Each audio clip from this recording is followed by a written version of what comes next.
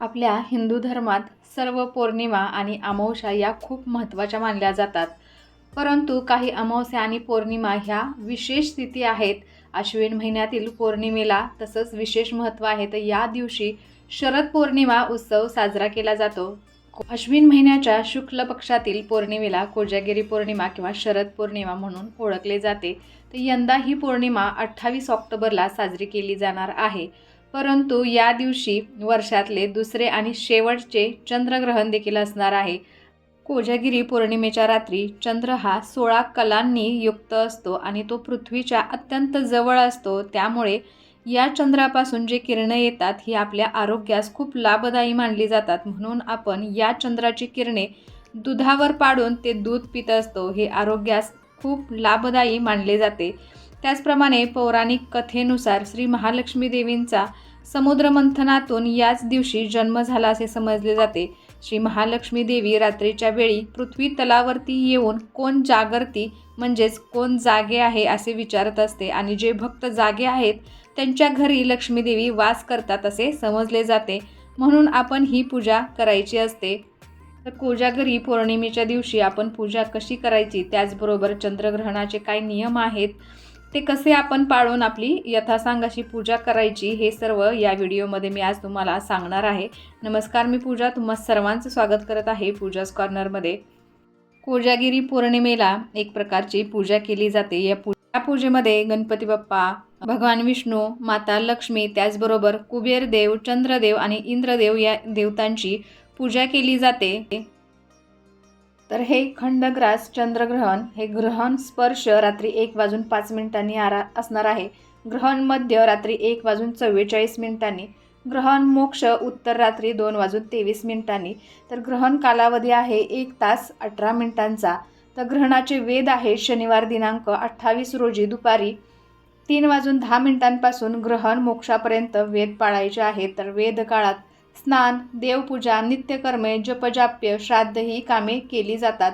परंतु वेद काळात भोजन वर्ज्य करावे. आजारी, वृद्ध, बाल व गर्भवती स्त्रियांनी दिनांक 28 रोजी सायंकाळी 7:40 ग्रहण मोक्षापर्यंत वेद पाळायचे आहेत. तर पुण्यकाल आहे ग्रहण स्पर्शापासून मोक्ष वेळेपर्यंत.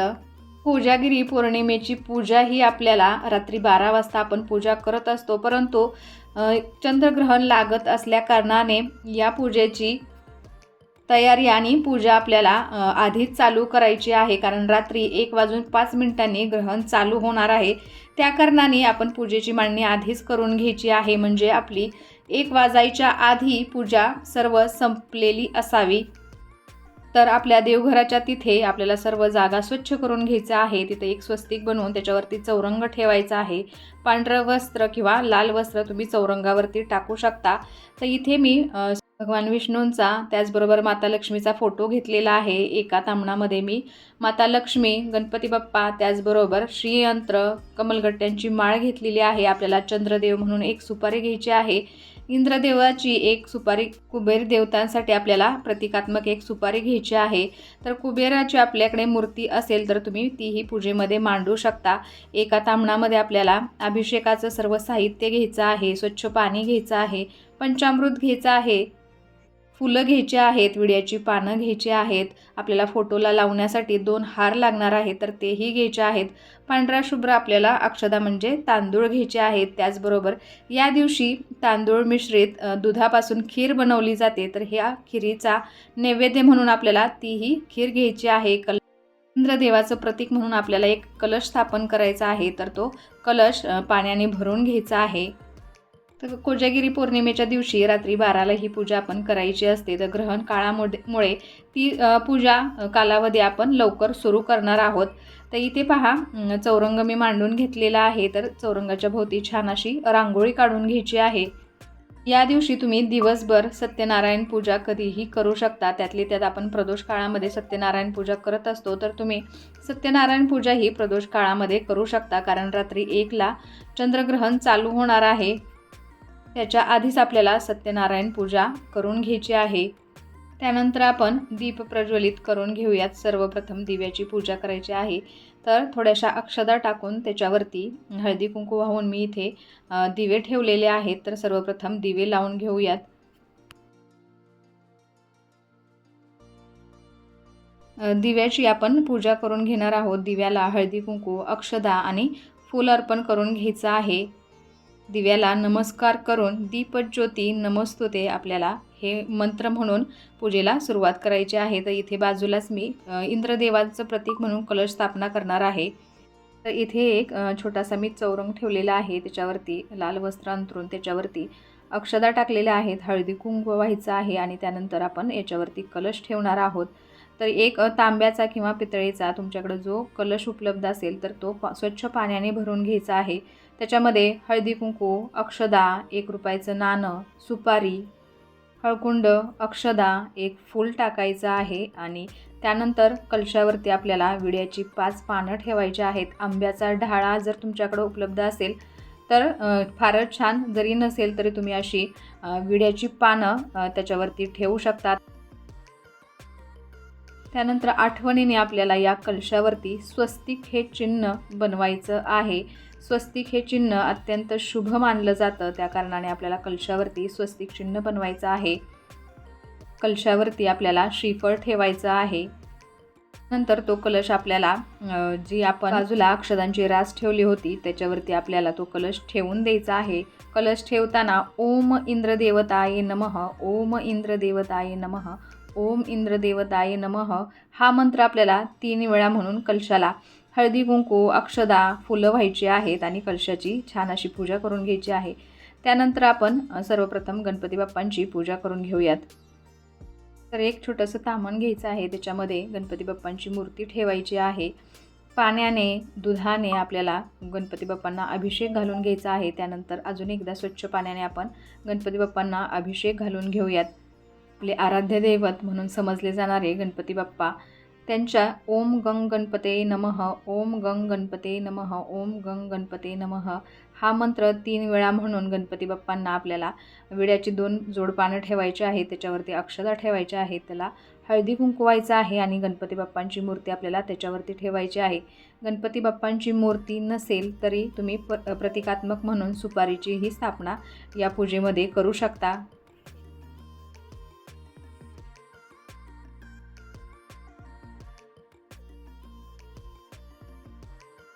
त्यानंतर आपल्याला माता लक्ष्मीची मूर्ती ताम्हणामध्ये घ्यायची आहे.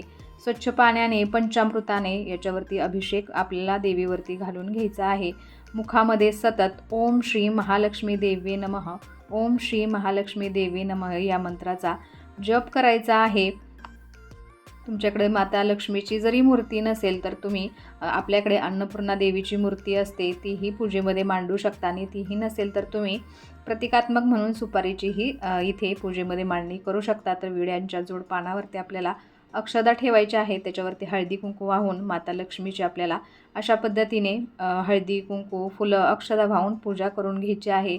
आपल्याला ओम श्री महालक्ष्मी देवी नमः, ओम श्री महालक्ष्मी देवी नमः हा मंत्र 3 वेळा म्हणायचा आहे. त्यानंतर दुसऱ्या एका विड्याच्या जोड पानावरती आपण एक सुपारी घेतलेली होती.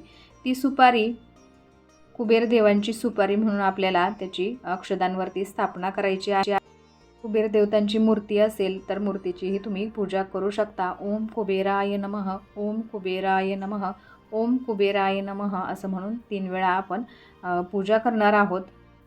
आपल्याकडे भगवान विष्णूंची म्हणजे आपल्याला सत्यनारायण आपण करत असतो तर असा आपल्याकडे फोटो असतो. तो माता लक्ष्मी बरोबरच आपल्याला भगवान विष्णूंचाही पूजा करायची आहे. तर आपल्या घरामध्ये सत्यनारायण असतो तर सत्यनारायण भगवानांचा फोटो पूजेमध्ये ठेवायचा आहे.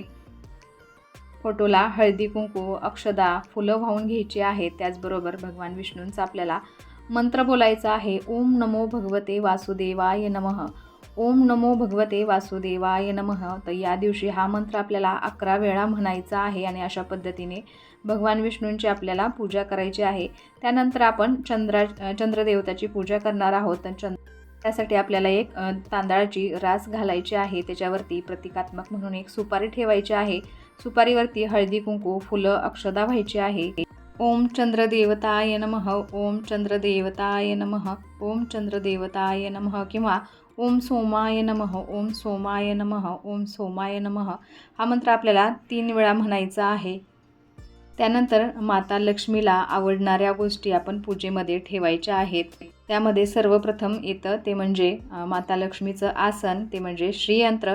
तर आपल्याला श्रीयंत्र इथे पूजेमध्ये ठेवायचं आहे. श्रीयंत्र नसेल तर माता लक्ष्मीच्या आवडीच्या गोष्टी तुम्ही पूजेमध्ये समाविष्ट करू शकता.